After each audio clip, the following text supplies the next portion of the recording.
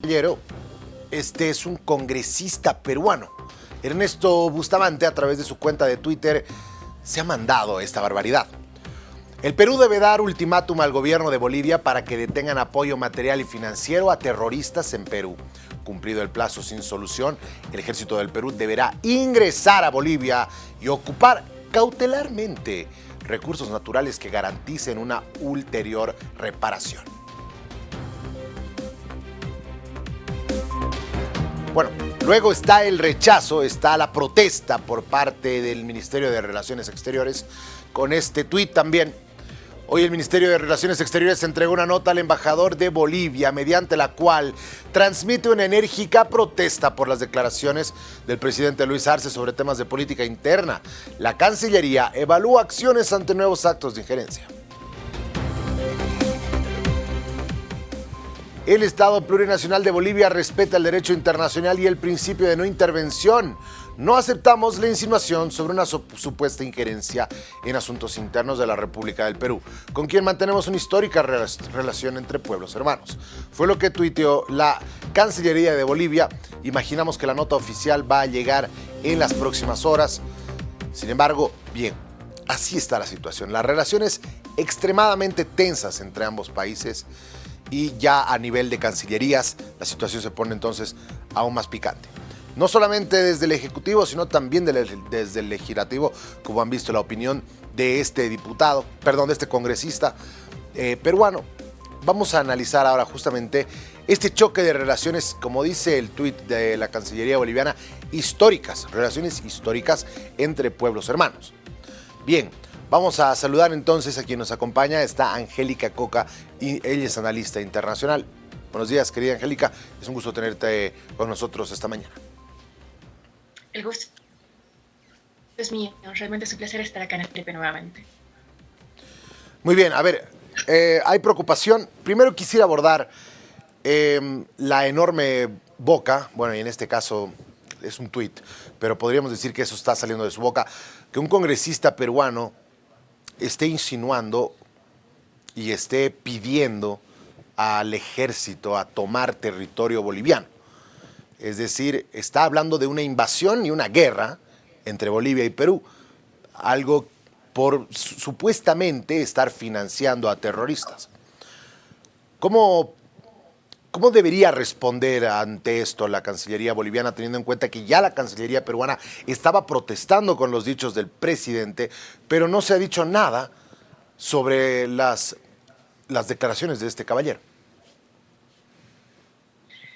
Bueno, vamos a un punto estructural del conflicto peruano y de la historia, de la forma en la que se ejerce violencia en el Perú, que es francamente la idea de que el fujimorismo sigue latente y sigue exactamente con las mismas ideas a lo largo de la historia y es bastante claro con las determinaciones y la narrativa que maneja el congresista Bustamante, que es del fujimorismo actual latente en el Perú. Entonces, la retórica que maneja el congresista Bustamante no es una retórica al azar, no es un descuido. Ellos realmente hacen un uso, por ejemplo, de la huipala y la atribuyen a terrorismo, y él lo ha dicho en sus tweets. Realmente que manejar el huipala se refiere a un trapo. Esto es una forma de ejercer terrorismo en el Perú. Entonces, esta forma antiindigenista, antiderechos humanos, antiderechos indígenas, es una forma de ejercer violencia y, naturalmente, Bolivia debió haberse manifestado a través, tal vez, del discurso presidencial indicando de que la huipala es un símbolo latinoamericano de la resistencia de los movimientos indígenas y de que realmente proteger este símbolo es una forma no solamente de indicar de que existe una plurinacionalidad, sino que también hay una forma de violencia ejercida hacia distintos pueblos latinoamericanos, como lo estamos viendo en el Perú, de movimientos indígenas que realmente están siendo que hay un uso de fuerza excesiva hacia ellos y que naturalmente han incrementado las muertes ahora en estas protestas en el Perú. Efectivamente. Ahora, bueno, vamos un poco a esta parte de la identidad entonces. porque históricamente los pueblos indígenas en el Perú parecen haber sido completamente marginados de la representación política en el país. Finalmente, cuando parecía que, y a pesar de la cantidad de votos tan baja con la que Castillo fue presidente, finalmente sí era una representación de la serranía peruana, una representación de además un hombre que era un maestro sindical y que representaba y traía todos estos valores del Perú profundo, que es ahora como se lo esgrime. Y resulta que, bueno, a pesar de la... Ha sido una gestión bastante complicada.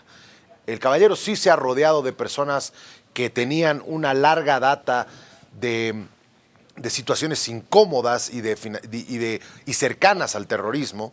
Ha sido investigado constantemente Castillo. El Congreso nunca le ha permitido pasar una sola ley, pero su gobierno ha sido de muy pocas decisiones, de cambios de gabinete constantes, y no ha podido lograr ejercer el poder y bueno, finalmente concluye su mandato con un error de disolver el Congreso, de intentar hacer un golpe de Estado. Pero bueno, lo que ha logrado el hecho de que lo detuvieran y lo que se está generando es que finalmente el Perú está obligado a verse. Está obligado básicamente a entrar en una especie de nos miraremos ahora, esto soy yo y esto eres tú. Y es momento de que ambos creemos un Estado que nos represente a todos. Así es. Bueno, empezar indicando de que hay restricciones a los derechos civiles en este momento ejercidos por el gobierno actual en el Perú. Sin embargo, esta crisis, que se puede indicar de que es una crisis de gobernabilidad, en realidad es una crisis histórica porque existe una sistemática evasión de la inclusión social de ciertos grupos en el Perú y de una gran proporcionalidad de la población que es indígena y que se encuentra alejada de las metrópolis peruanas. Es decir, de que existen no solamente derechos que han sido violados, sino una estructuralidad de la sociedad económica, política, de la cual estos grupos no son parte. Y esto es lastimosamente algo que lo hemos visto también en el uribismo en Colombia, donde grupos indígenas y afrodescendientes han sido sistemáticamente excluidos no solamente del poder, sino también de derechos básicos como es el derecho a la territorialidad, ¿no? Ahora, entrando en el tejido social peruano, lo que notamos es que evidentemente el expresidente Castillo representaba esta supuesta inclusión hacia el sistema democrático peruano, pero que lastimosamente a raíz de no solamente uno, sino creo que hay 11 casos abiertos en contra del presidente por corrupción, y más aún en relación a, como usted mencionaba, o sea, la constante movimiento de gabinetes, estamos hablando de más de 25 cambios de secretarios, que son básicamente la instancia administrativa principal en cada ministerio. Toda esta combinación realmente hace de que los pueblos indígenas de alguna manera no entiendan, y hay un discurso bastante efectivo que se está manejando, que es de alguna manera obviar los hechos de corrupción, obviar la falta de gobernabilidad y enfocar este conflicto a un conflicto que es, bueno, que el presidente Castillo realmente era el emblema de todos estos pueblos y no lo fue así. Si el presidente Castillo expresidente Castillo está fuera del poder, es gracias a los casos de corrupción y la falta de gobernabilidad en su gobierno, en razón a los cambios y la falta de políticas públicas efectivas durante su gobierno. Entonces, esos son los principales casos, pero ya entrando un poquito al tema del rol que debió haber tenido Bolivia, yo creo que debimos haber sido más estratégicos. Y como siempre, en relación al manejo de las relaciones internacionales, siempre somos reactivos, ¿no? O sea, en vez de manejar un discurso cuidadoso, en vez de manejar un discurso estratégico, en vez de apoyar la reivindicación de los derechos indígenas, lo que hacemos realmente es darle, de alguna manera, todas las armas al fujimorismo para excusarse de la violencia que están, que están ejerciendo, indicando de que hay un tercero involucrado, que en este caso sería el Estado boliviano. No es así. Sin embargo, Bolivia pudo haber sido mucho más cuidadosa y no lo fue. Efectivamente. A ver, ahora, ¿Cuál debería ser la respuesta de Bolivia? Hemos visto ya el tuit de la Cancillería. No sabemos si el mismo canciller se vaya a referir a este tema, lo cual sí debería, porque las relaciones están muy tensas y es un nivel preocupante al momento al que han llegado.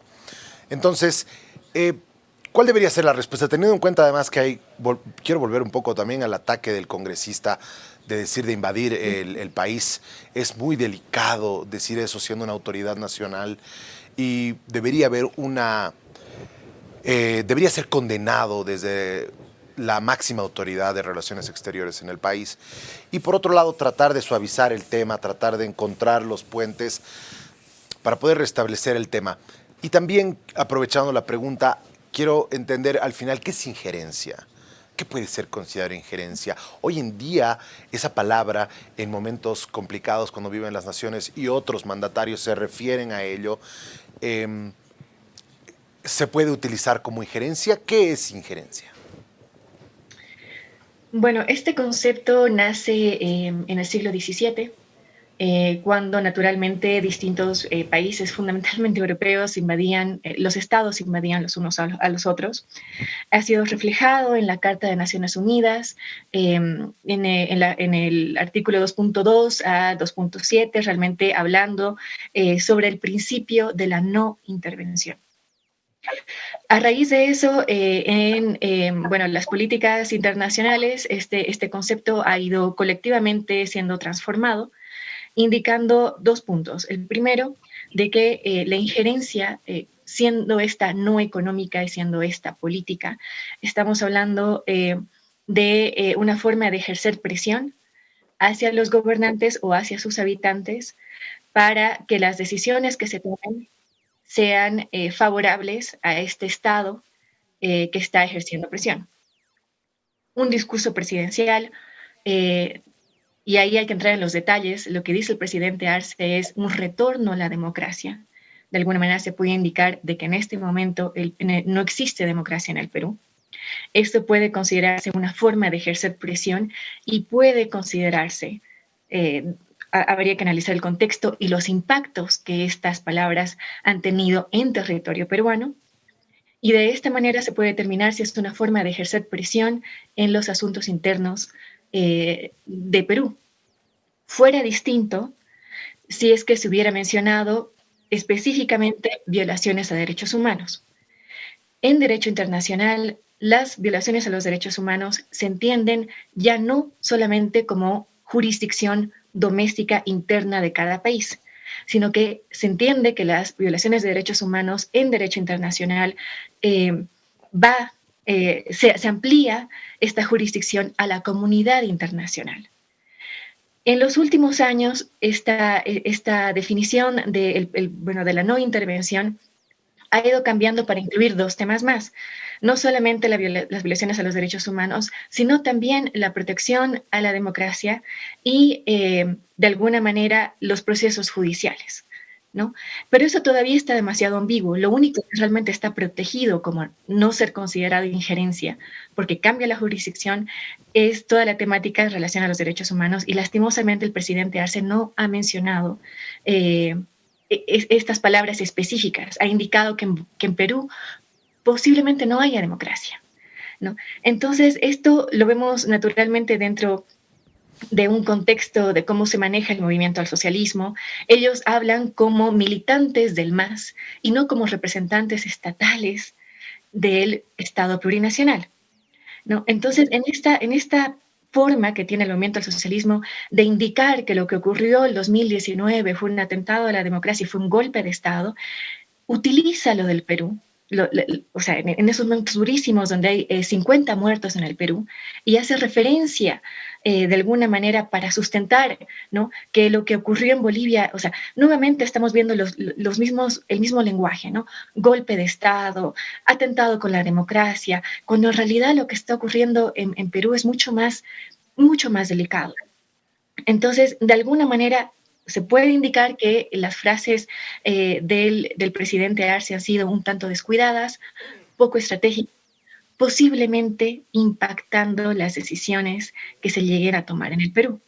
Entonces es bastante ambiguo, estimado Jorge Luis, lastimosamente, de alguna manera se puede indicar de que hay una forma de ejercer presión. Sin embargo, Bolivia tiene que nuevamente tomar a través de su canciller, a través de las cartas, indicando que Bolivia respeta el principio de no intervención y que tenemos toda una estructura, acuerdos firmados, no solamente somos parte de las Naciones Unidas, también somos parte de la Organización de Estados Americanos y que estamos respetando realmente este principio que tiene Perú de resolver sus temas internos sin ningún tipo de presión externa. Creo que es momento de poner eso muy claro.